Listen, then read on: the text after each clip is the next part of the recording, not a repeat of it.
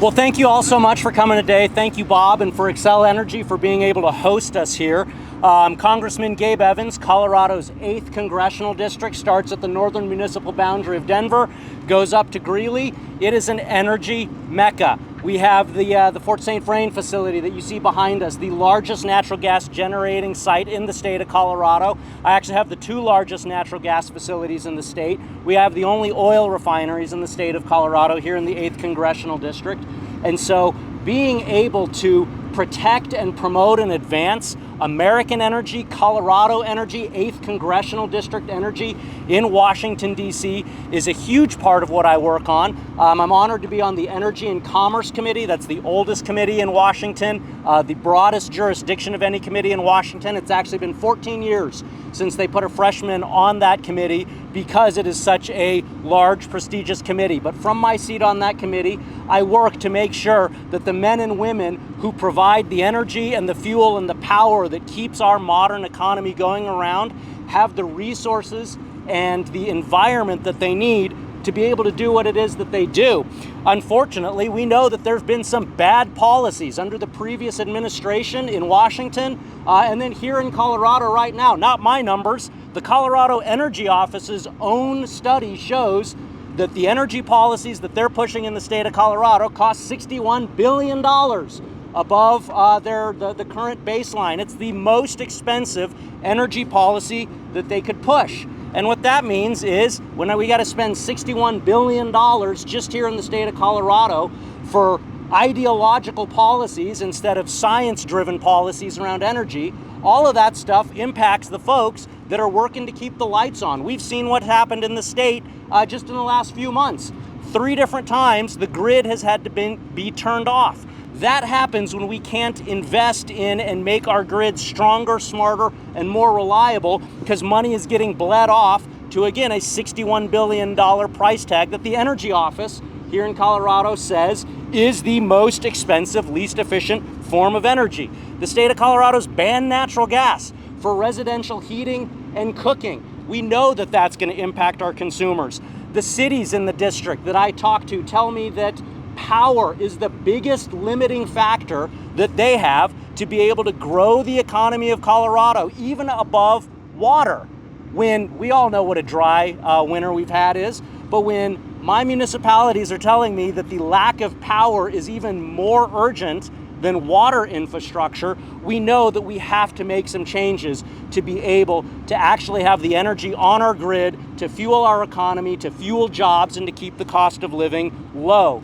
That's what I'm working on in Washington, D.C. We've done things like the SPEED Act, which is a permitting reform piece of legislation that actually puts into federal law the unanimous Supreme Court decision that says that whenever we're looking at big projects, we have to do 2 things. We have to make sure those projects are built with actual science and not speculation, and that the bureaucracy that's looking at those projects has to inform, not paralyze. So I'm proud to be a co-sponsor of the SPEED Act, which has passed the U.S. House, the FIRE Act, which is actually my bill, broadly bipartisan, and it says that in order to build stuff in the United States, we have to fix our air quality permitting and not punish American jobs and Colorado jobs for out-of-state or out-of-country wildfire smoke or from emissions that come from good forest management practices here in the state of Colorado. So again, that's what my FIRE Act does. It says we can't punish American and Colorado jobs for smoke from British Columbia or from good forest management practices to reduce the fuel loads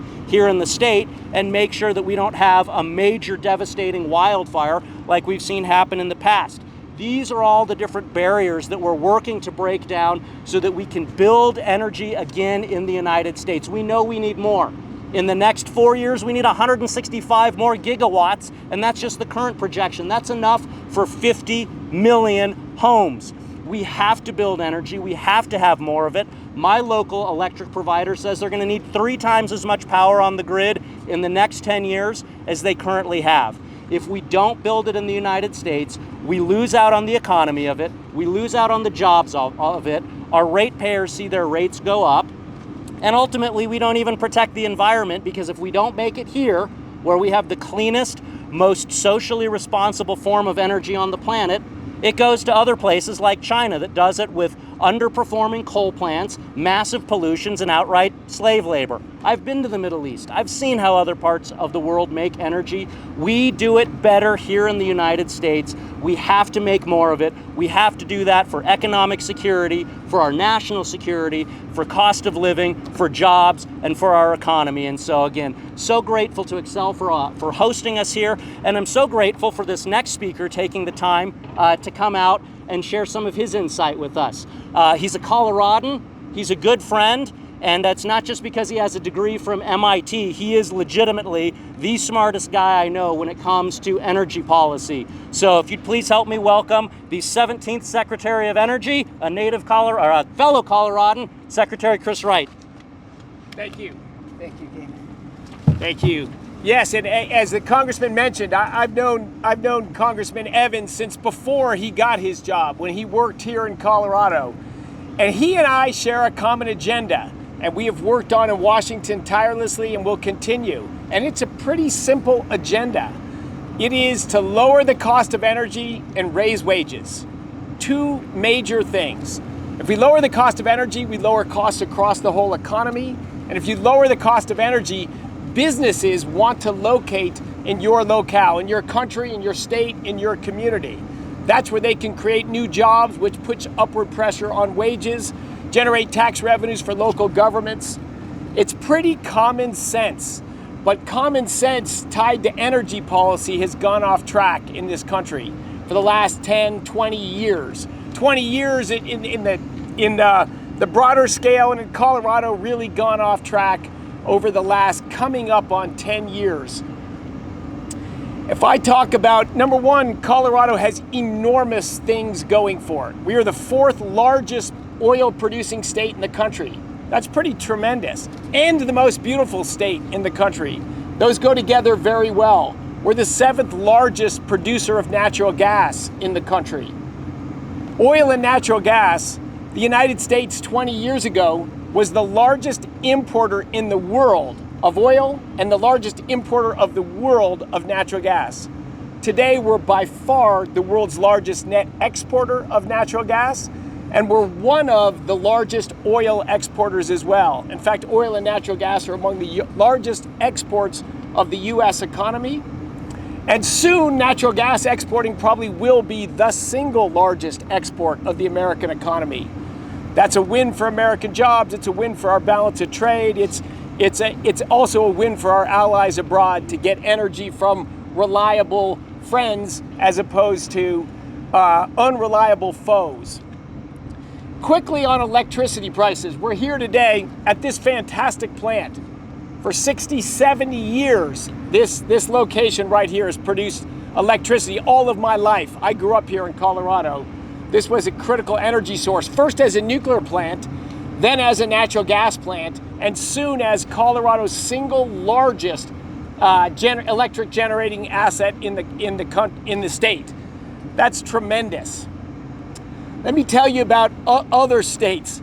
About half of the states, a little more than half, have adopted renewable portfolio standards. Colorado is one of those states.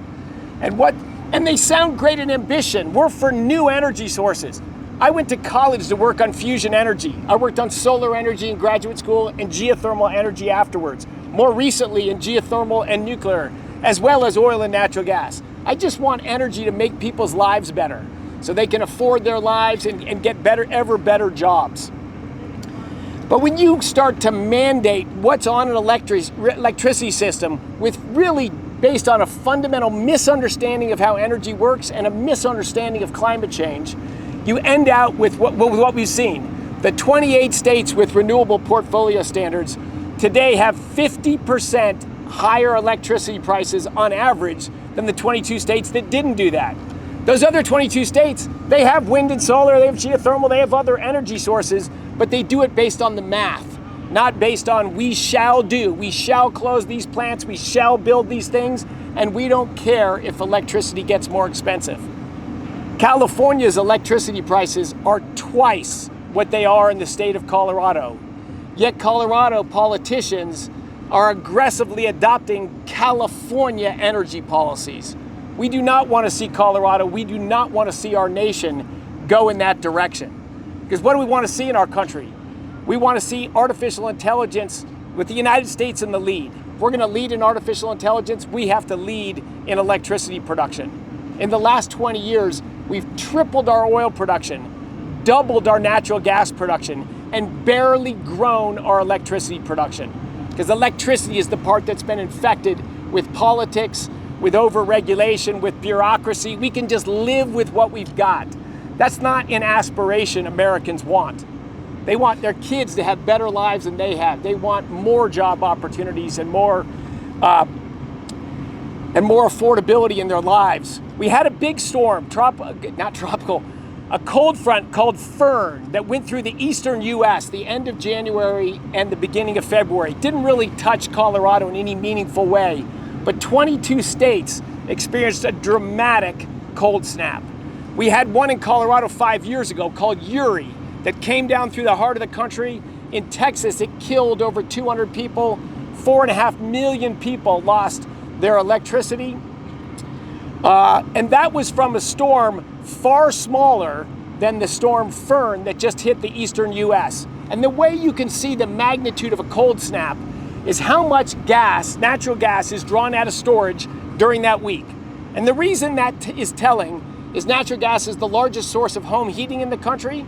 It's also by far the largest source of electricity generation.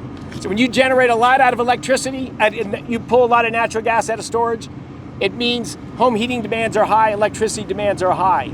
During that much larger storm, less than 1 million people lost electricity compared to 4.5 million in a smaller storm. People, unfortunately, we did have probably a couple dozen deaths. One is more than we ever want to see. Dramatically lower deaths, dramatically lower amount of people losing electricity in a worse stress on the system. That is just simply common sense energy under the Trump administration in Washington, D.C. We said, turn on your backup generators. We'll waive the annual emission limit, so for those 5 hours, you can keep the lights on and keep people working. We stopped the closure of 17 gigawatts of coal power plants last year. If we had let those coal power plants close, as they would have under a continued Democratic administration, hundreds of people would have died in the United States. That should not happen. We would increasing risk of blackouts. Fortunately, that has not yet happened in Colorado, but there's a political battle to close the coal plants, shrink the reliable electricity in Colorado. I will tell you that's sure to do two things. It will raise electricity prices, and it will reduce the ability for modern manufacturing, next generation energy. Colorado could be the fusion state. We want Colorado to be welcoming of new businesses and care about its citizens, not its sort of Boulder, Chardonnay, cocktail party climate politics. Because if you're going to engage in the climate dialogue, you should at least know something about it. And the actions I've seen regulatory and politically here in Colorado are not informed by a meaningful understanding of those things. At the peak demand time, and what I hear last year over the whole country, 19% of the total electricity generated came from wind and solar, and that's celebrated. Wow, wind and solar and batteries combined, well, they're not half of natural gas, but they're growing, and they are growing. But that's the wrong number. You know, if the wind blows right now and this gas plant turns down a little bit, you didn't add any capacity to the electricity grid in Colorado. You didn't allow a new factory or a new plant to open in Colorado. You just told some existing assets turn down to accommodate us. What we saw in Fern is when you have a cold, high-pressure system, you get very little electricity from the sources we've spent so much money on. At peak demand time in New England, which is all that matters, averages don't matter. If you can keep the lights on at peak demand and you have excess capacity, you can keep your prices down and you can add new factories, new data centers, new businesses. At peak demand time in New England, wind, solar, and batteries were 2% of the electricity that was demanded at that point in time. 2%. New England got 3% of its electricity burning trash and wood. Got 9% from hydro, mostly imported from Canada. Its biggest source of electricity was burning oil. They burned oil for electricity when my mom was in high school. But yet in New England, because they stand in the way of a natural gas pipeline at peak demand time, they don't have enough natural gas to both run the power plants and heat everyone's homes. Natural gas was next, and nuclear was after that. And they were close to the edge of losing electricity. Florida got very close to the edge of exceeding the throughput of its grid, and we just allowed people to turn on backup generators. There's common sense ways to keep the electricity grid more stable, but the biggest thing America needs and Colorado needs and all of our states need is new, affordable, reliable generation so we can drive prices down for Coloradans, we can bring new businesses and new job opportunities to this district. That's what the Trump administration is focused on, that's what Congressman Evans is focused on, and we're focused on that agenda together.